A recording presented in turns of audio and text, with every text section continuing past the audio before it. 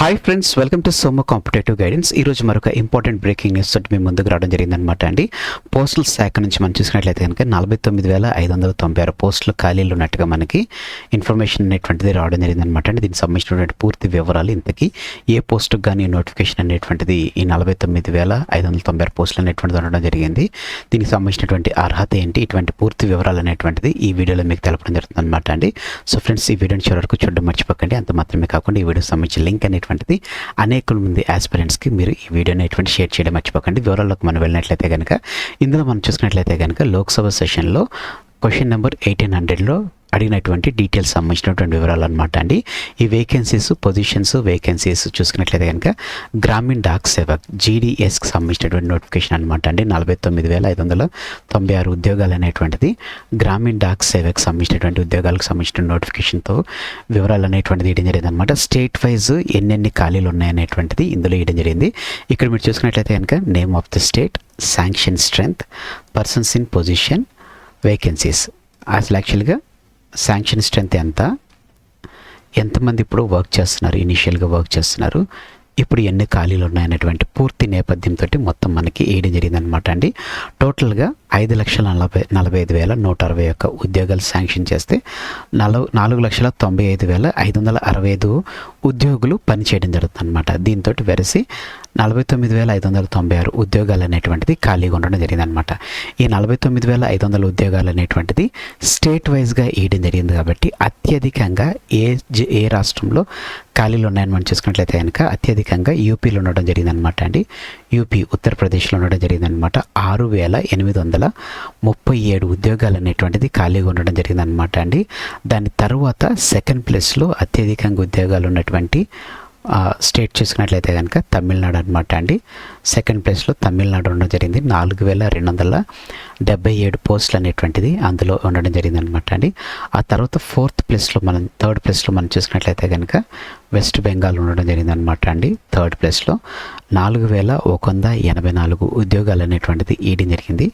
ఆ తర్వాత ఫోర్త్ ప్లేస్లో మనం చూసుకున్నట్లయితే కనుక మనకి మధ్యప్రదేశ్ అనేటువంటిది ఉండడం జరిగింది అనమాట అండి.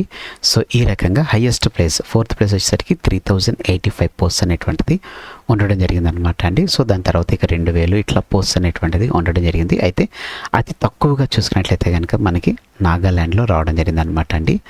ఇది లీస్ట్గా మనం తెలపొచ్చు అనమాట. ఎంత అంటే 133, కేవలం 133 పోస్టులు మాత్రమే ఇక్కడ భర్తీ చేయాల్సి ఉందన్నమాట అండి. అయితే ఇప్పుడు మన 2 తెలుగు రాష్ట్రాల్లో ఉన్నటువంటి నోటిఫికేషన్ చూసుకున్నట్లయితే కనుక 1,606 పోస్టులు అనేటువంటిది ఏపీకి ఉండడం జరిగిందనమాట అండి.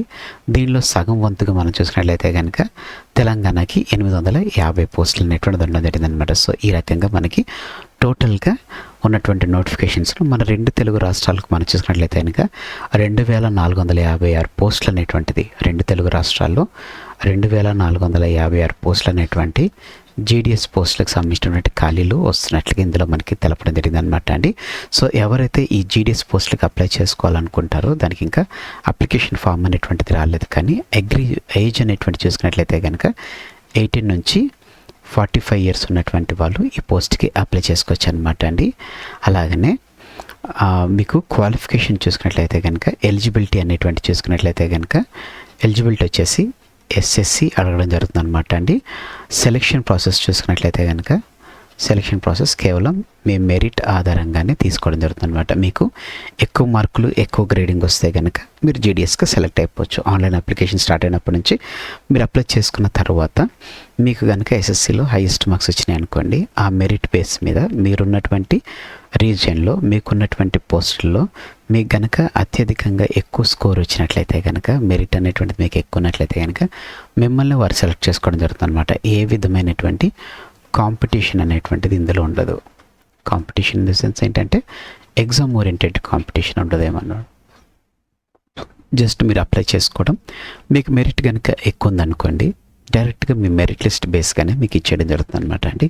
సో ఇది 49,596 పోస్టల్ GDSకి సంబంధించినటువంటి ఉద్యోగాలకు సంబంధించినటువంటి అప్డేట్ అనమాట అండి.